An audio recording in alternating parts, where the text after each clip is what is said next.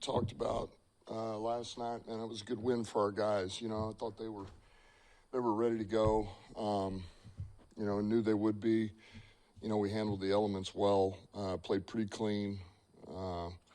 Football, run game efficiency, offensively, no takeaways or no turnovers, I should say. Fourth down, 2 of 2, which were big for us. Defensively, third down, red zone. Held the quarterback in check, had one takeaway, and that takeaway was for a pick. That was a big one for us right before halftime. Special teams, field position, and then really inside of offense, defense, special teams, we had to make a lot of adjustments. For example, defensively, we lost BB, and we had to, defensive staff had to make a lot of adjustments, and I thought they did a great job. We overcame a lot. Same deal on special teams. We had to switch a few things up, but they paid big dividends for us. Offensively, we talked about it. Dave Montgomery, game ball, really, really played well, man. Ball security was outstanding. Picked up some big yards. Big reception there at the end to close it out. Goff was on fire. St. Brown, Gibby, Laporta, and that old line across the board, I thought did a really good job. Defensively, Kirby, we talked about. Was very productive. I thought Aleem McNeil was all over the field. He was disruptive really most of the game. Jack Campbell and Carlton Davis was big.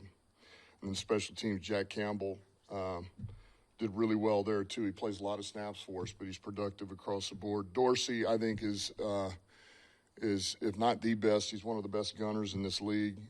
He's always causing some type of disruption or a penalty. Fox was huge. -1 punt, man. He really flipped the field for us. Isaiah Williams had a big return. Nowalski, and then Pat O'Connor. We've been using Big Pat on some of the special team stuff. He's been good for us. So really good, man. It's a good win. I would just – everything's kind of going on, in the league. You see, I'm fortunate to have the staff that I have, and they do a hell of a job, man, getting our guys prepared to play. And it's on to the next one. Questions? You mentioned Jack. Just the back-to-back now, double-digit tackles for him. You mentioned how much he plays on special teams. Yeah. What did you see from him over the last month, really? He looks like he's really kind of stepped up his game and been a big contributor on defense for you. What you seen from him over that stretch? Sometimes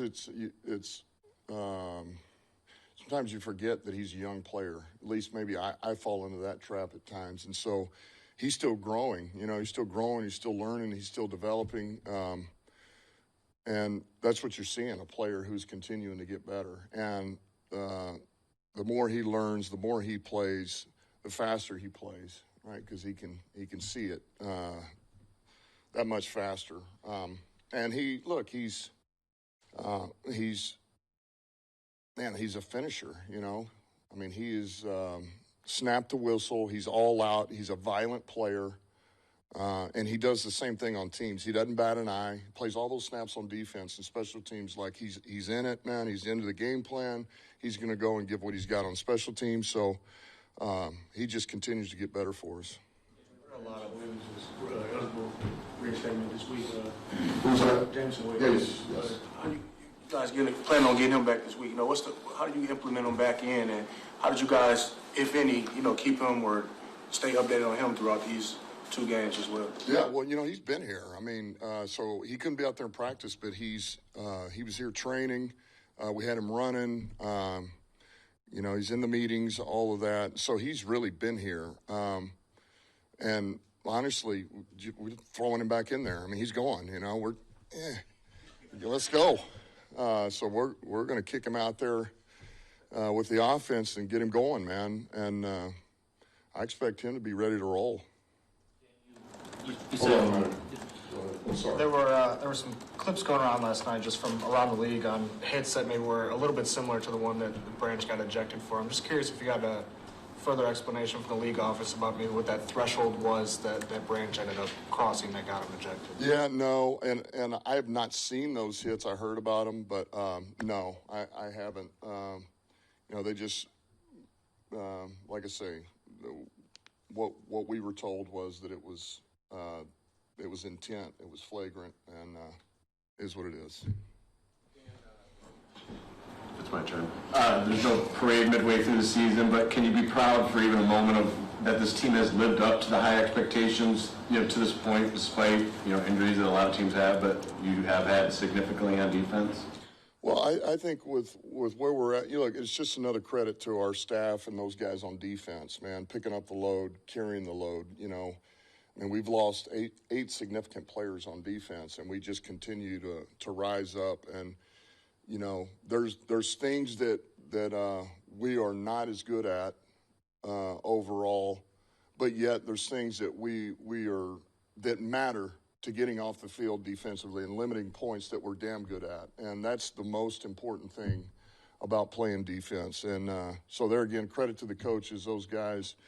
Hey, look, we've earned what we've gotten this far. But here we go. We got 9 left, to get through the season. So you just got to take it one at a time. And, we're in a good place right now. Hold on a minute. I'm sorry. You said Friday. And in your post-game comments, you didn't need to validate anything. You did in a lot of ways. You didn't need to, but you did in the game to go and play in an outdoor environment against a team presumably built to play outdoors and beat them at their game. What does it say about your team? Well, I do. I just think it means I really believe we can play anywhere in any type of elements. We can play indoor. We can play with a big crowd. We can play if it's COVID season again and nobody's there. I just think that's how we are. That's how this team is. That's the type of guys we have. It's the type of coaches we have. I mean, that is part of our culture. That's part of our identity. And so I would say it's satisfying, to be able to know you can go do that. And I do feel like, I think Goff made a comment about being like a chameleon. I think that's very true. I think we can play any type of game we need to play, depending on where you're at, who the opponent is, environment, everything. I think we can win a lot of different ways, and that's a good thing. Being at more or less the midway point right here, like you said, all the injuries on defense, and I know Jalen for the last 2. You guys are top offense, top 5 in a lot of defensive categories. Is it fair to say, at least at this point, maybe even exceeded your own expectations? I don't feel that way. I mean, I know this. I think more than anything for me, you just want to know you're playing good football. You want to know that as you go, you're continuing to get better, and you want to know, all right, man, if it all kind of ended now, do you have a legitimate shot at working your way through the playoff? You know what I mean? Like, man, you feel good about we're going to be able to mix this up and have a chance to win those games. And I guess I think more that way than I do necessarily the wins and losses. Of course you want to win. I want to win. Division games are important. And I feel good about that, I guess is the best way to say that. You're the best team in the NFL right now. I mean, it's hard to say. I mean, I certainly feel like we can beat anybody in the league, and I think that's what it's about. With their trade deadlines tomorrow, just kind of half expecting a Brad surprise like last year, but he didn't come in. So, how likely is it, do you think, that you will make a trade by 14 tomorrow? Yeah, I think it's hard to say. I mean, it's I don't think it's entirely up to us. I can tell you we're trying. Brad's trying, and we've looked at everything. We really have made a ton of calls, and he's been rolling on it. So we'll see. We still got a little bit of time here. We got till tomorrow evening. So we'll see what happens. Is there anything you feel you lack for the stretch run? No, I mean, look, if it's not, we're rolling. We got our guys, and we're going, and that's the bottom line. So, and look, if something doesn't get done, we'll start poaching some of these other practice squads, see if we can find some guys that we really liked when they were coming out, have some abilities, see if they can grow. And then we'll continue to give our guys here on this roster a shot, And how would you grade Rake Straw and Brandon Joseph in their play?